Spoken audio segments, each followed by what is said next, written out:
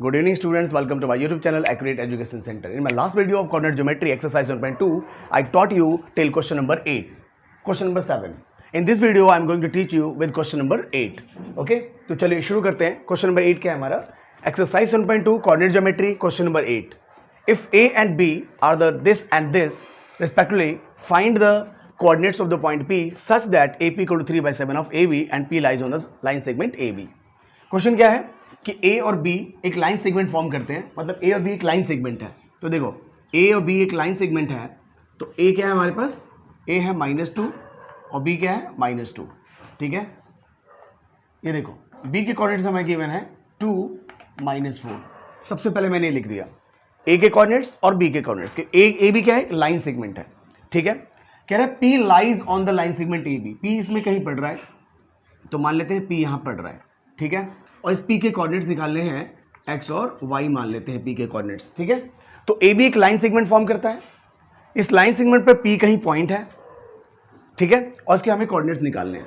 ठीक है, तो क्या है यहाँ पर, यहाँ रेशियो अगर मालूम है हमें, अगर हमें रेशियो पता हो तो सेक्शन फॉर्मूले से ये मालूम है, B मालूम है, A के कोऑर्डिनेट्स पता है, B के कोऑर्डिनेट्स पता है, P के कोऑर्डिनेट्स बड़े इजीली निकल जाएंगे अगर यहाँ रेशियो पता चल जाए. तो रेशियो आपको गिवन नहीं है, गिवन नहीं होता तो आप के रेशियो 1 मान लेते हैं. लेकिन यहाँ पर रेशियो के लिए कुछ हिंट है. देखो क्या है, यहाँ गिवन है आपके पास कि AP 3/7 ऑफ AB. ये देखो AP 3/7 ऑफ AB.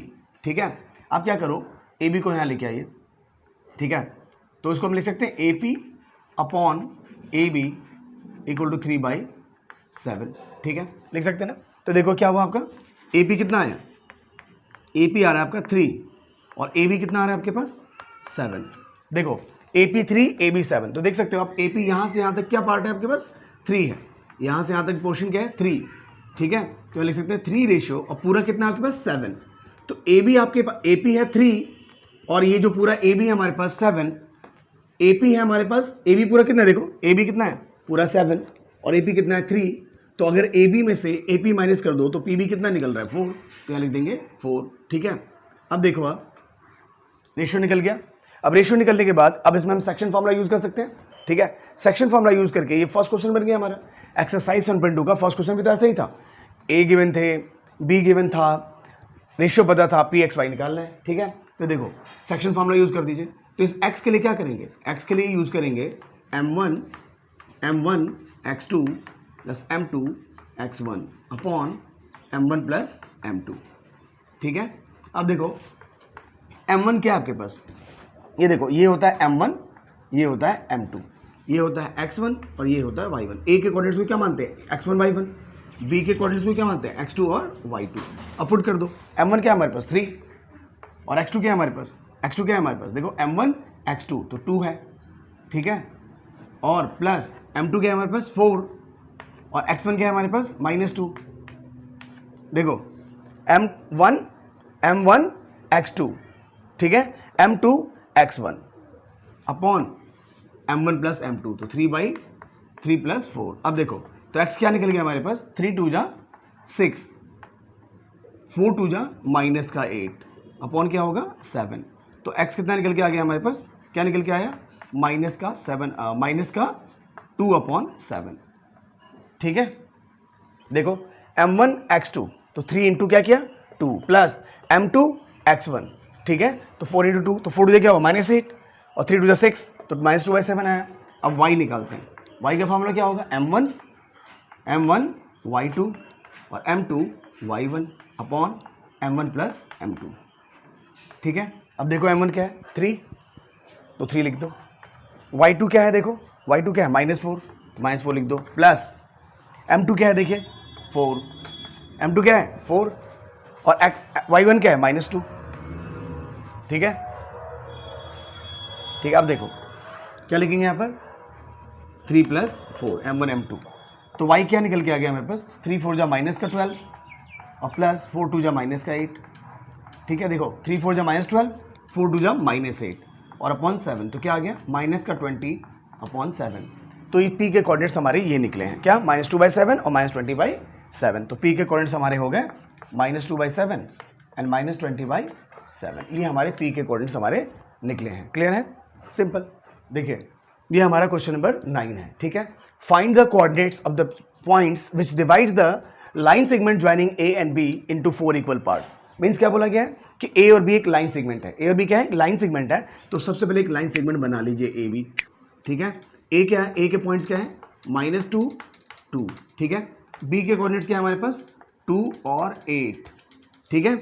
ये ए के कोऑर्डिनेट्स और बी के कोऑर्डिनेट्स। अब आपसे पूछा क्या गया है? किस लाइन को 4 इक्वल पार्ट में डिवाइड हो रहा है। ये लाइन 4 इक्वल पार्ट में डिवाइड किया जा रहा है, ठीक है। तो उन पॉइंट्स के कोऑर्डिनेट निकालने हैं जो इस लाइन को 4 इक्वल पार्ट में डिवाइड करते हैं। तो मान लेते हैं इसको 4 इक्वल पार्ट में डिवाइड कर ले। एक पॉइंट लेता हूं मैं यहां पर P, एक पॉइंट लेता हूं मैं यहां पर Q और एक पॉइंट लेता हूं मैं R।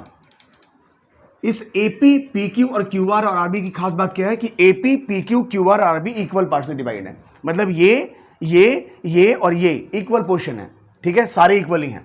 तो P के कोऑर्डिनेट देखो, P के कोऑर्डिनेट निकालने हैं, Q के निकालने हैं, R के। देखो इस लाइन पूरा AB है, इसको 4 इक्वल पार्ट में डिवाइड करना है। तो इसमें कितने पॉइंट्स लेंगे? 3 पॉइंट्स लेंगे। इस AB को कितने पॉइंट में डिवाइड करना है? 4 में। तो कितने पॉइंट लेने पड़ेंगे? 3। तो 1 2 3 4 इक्वल पार्ट में डिवाइड ये हो गया। अब इसके कोऑर्डिनेट्स को मान लेते हैं PXY, ठीक है। Q के कोऑर्डिनेट्स को भी मान लेते हैं QXY और R के कोऑर्डिनेट्स को मान लेते हैं RXY।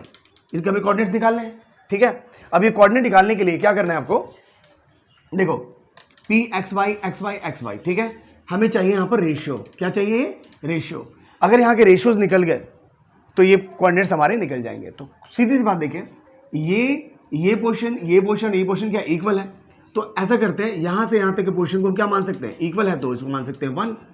ये भी 1, ये भी 1 और ये भी क्या पार्ट हो जाएगा? 1, ठीक है। तो सबसे पहले हम इसके कोऑर्डिनेट निकालते हैं Q के। किसके निकालते हैं? Q के। देखो Q के कोऑर्डिनेट्स आपको पता है कि रेशियो क्या होगा? यहाँ रेशियो क्या हो जाएगा? 1:1 हो जाएगा। क्यों? क्योंकि ये कितना पोर्शन है? 1। ये कितना पोर्शन है? 1। तो 1 1 कितना हो गया? 2। और इधर भी क्या है? 1 और 1 2, मीन्स इधर भी 2 हो रहा है और इधर भी क्या आ रहा है? 2। तो 2:2 मीन्स 2 से 2 कट गया, क्या बचा हमारे पास? 1:1। मीन्स कि ये AB का Q क्या है? मिड पॉइंट है। क्योंकि देखो 4 इक्वल पार्ट है, 1 2 3 4, तो इधर भी 2 पार्ट इक्वल है, इधर भी 2 पार्ट इक्वल है। मीन्स Q क्या है? AB का क्या है? मिड पॉइंट है। तो मिड पॉइंट का फॉर्मूला आपको बताया Q का कैसे। सबसे पहले Q के कोऑर्डिनेट निकाल दो। तो Q के कोऑर्डिनेट्स क्या है? XY। Q के कोऑर्डिनेट्स क्या है? XY। तो X निकाल देते हैं। क्या होता है? मिड पॉइंट का फॉर्मूला क्या होता है? X का फॉर्मूला क्या होता है? X1 plus X2 upon 2। तो देखो X1 क्या है हमारे पास? ये है X1 -2 प्लस X2 क्या है हमारे पास? 2 अपॉन क्या करेंगे? 2। तो क्या आ गया? 0/2 इक्वल टू 0। क्लियर? अब देखो Y का निकालना है। तो y का फॉर्मूला क्या होगा? y1 plus y2 upon 2। तो y1 क्या है हमारे पास? 2 और y2 क्या है हमारे पास? 8 अपॉन 2। तो आगे हमारे पास 10/2 इक्वल टू 5, ठीक है। तो Q के कोऑर्डिनेट्स हमारे निकल गए। Q के कोऑर्डिनेट्स क्या निकल गए? Q का निकल गया हमारे पास 0 और 5, ठीक है। अब आप देखिए Q मिड पॉइंट था किसका? AB का, ठीक है। अब देखो हम P के कोऑर्डिनेट निकालने जा रहे हैं। किसके निकालने जा रहे हैं? PXY निकालने में जा रहा हूं, ठीक है। तो आप देख सकते हो कि AQ के लिए P मिड पॉइंट है, ठीक है। क्योंकि ये पार्ट और ये पार्ट क्या इक्वल, मतलब AQ के लिए P क्या है? मिड पॉइंट होगा। क्योंकि यहाँ रेशियो क्या होगा? 1:1। देखो सीधी सी बात है, Q मिड पॉइंट था AB का। Q मिड पॉइंट था किसका? AB का। तो P किसका मिड पॉइंट है? ये सारे इक्वल है ना। देखो आप सिर्फ देखो AP और PQ क्या इक्वल है, मतलब AQ का मिड पॉइंट क्या होगा? P। AQ में AP और PQ क्या है? इक्वल है। तो P क्या होगा? AQ का मिड पॉइंट होगा। तो XY निकाल दो, P के XY। तो X का फॉर्मूला क्या होगा? X1 प्लस X2 अपॉन क्या होगा? 2। तो देखो हम Q के कोऑर्डिनेट निकाल चुके हैं। Q का हमने क्या निकालना है यहाँ पर? 0 और 5। तो देखो इसका X निकालना है, तो X1 प्लस X2। तो देखो क्या हो जाएगा? X1 क्या है? -2 प्लस X2 क्या होगा? 0 अपॉन 2। तो आ गया माइनस का 1, ठीक है। Y निकालना है इसका, तो y1 प्लस y2। तो देखो y1 प्लस y2 अपॉन क्या होगा? 2। तो देखिए इसको y1 क्या है? 2 और y2 क्या है हमारे पास? y2 क्या है? 5 अपॉन क्या हो जाएगा? 2। तो आगे 7/2, ठीक है। तो इसके कोऑर्डिनेट्स भी निकल गए हमारे। अब देखो अब हमें निकालने हैं इसके कोऑर्डिनेट्स R के। तो देखिए देखना R का क्या दिया हुआ है? XY, ठीक है। अब देखिए यहां से देखो, जैसे Q मिड पॉइंट था AB का, वैसे ही यहां पर देखो Q के इधर देखिए ये 1 है और ये भी 1 है। तो QB का मिड पॉइंट होगा R। देखो क्यू आर इक्वल है आर बी के, मतलब आर क्यू बी का मिड पॉइंट होगा। तो क्यू के पॉइंट्स पता है हमें, बी के पॉइंट्स पता है, आर के एक्स वाई के आराम से निकाल देंगे। ये आर क्या है, क्यू बी के लिए मिड पॉइंट है। आर क्या है, क्यू बी के लिए क्या है, मिड पॉइंट। तो आर के रेशियो क्या होंगे, आर क्या होगा, एक्स का होगा x1 प्लस x2 अपॉन 2। तो देखो यहाँ पर x निकालना है, तो x1 क्या है 0, क्योंकि देखो सीधी सी बात है, इसको भूल जाइए अब। यहाँ से देखो q और ये क्या है b, r के मिड पॉइंट्स निकालने हैं। तो ये मिड पॉइंट है, तो x का फॉर्मूला क्या होगा, x1 प्लस x2 अपॉन 2, और y के लिए क्या होगा, y1 प्लस y2 अपॉन 2। तो देखो इसका x1 क्या है 0, x1 क्या है 0 प्लस x2 क्या है हमारे पास 2 अपॉन क्या हो जाएगा 2। तो 2/2 आंसर कितना आ गया 1। अब y निकालना है, तो y1 प्लस y2 अपॉन 2, ठीक है। तो देखो y1 क्या है हमारे पास, यहाँ से देखो इसको भूल जाइए, r का निकालना है, तो y1 प्लस y2, तो 5 प्लस 8 अपॉन 2, तो कितना आ गया 8 5 13 अपॉन 2।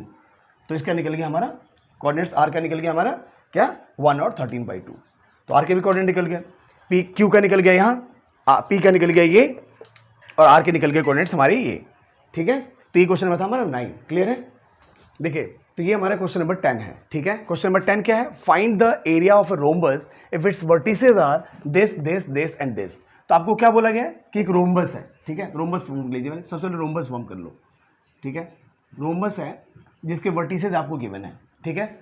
इसको मान लेते हैं, लेट ए मान लेता हूं मैं इसको, ए के वर्टिसेस है 3 0, बी के वर्टिसेस हैं, इसको बी मान लेता हूं मैं क्या 4 5, ठीक है। सी के वर्टिसेस हैं -1 4, और डी के वर्टिसेस हैं हमारे -2 -1, ठीक है।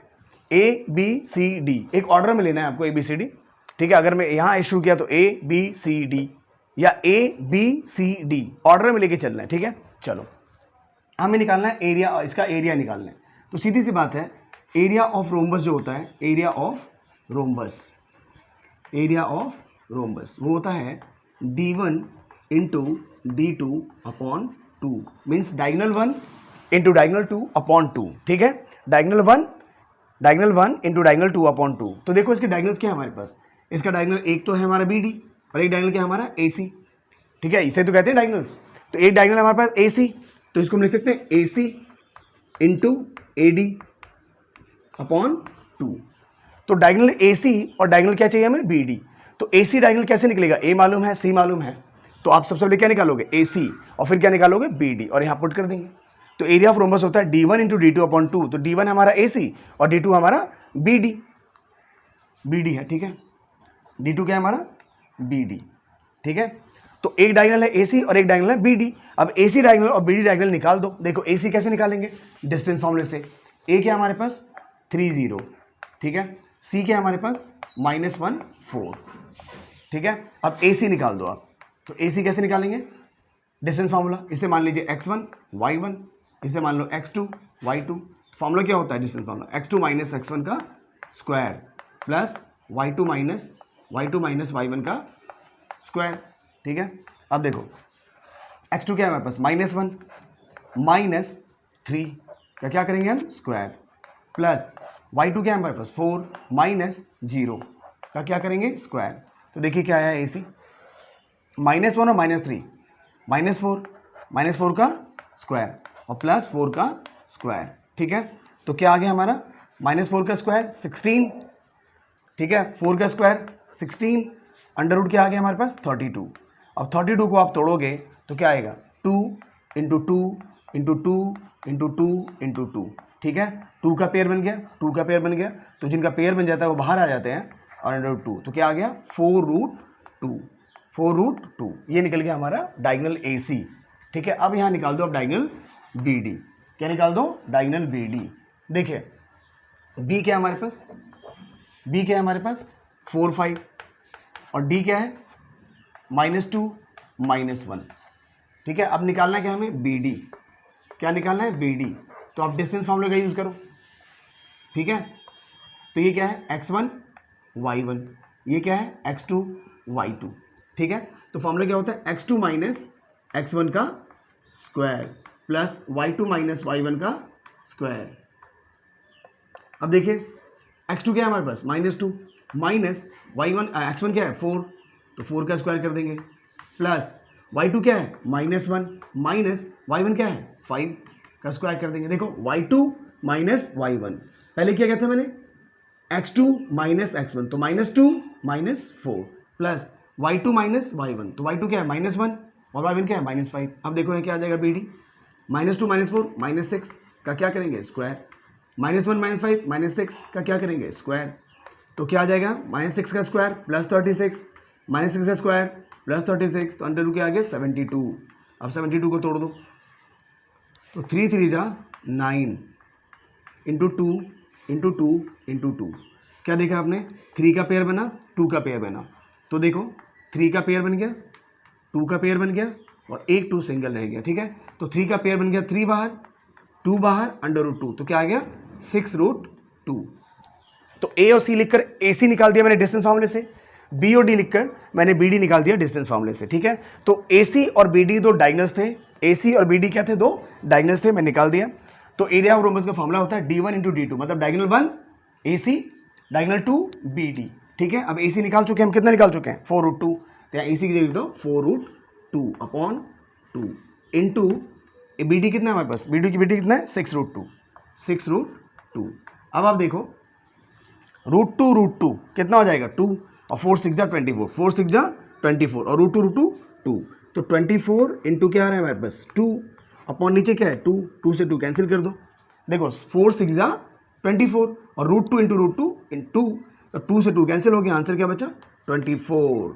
ठीक है, ये हमारा एरिया ऑफ रोम्बस निकला 24 यूनिट्स। ठीक है, तो ये हमारा क्वेश्चन नंबर 10। तो आज की वीडियो में इतना ही। In my next video I will teach you the exercise 1.3। Till then bye, thank you.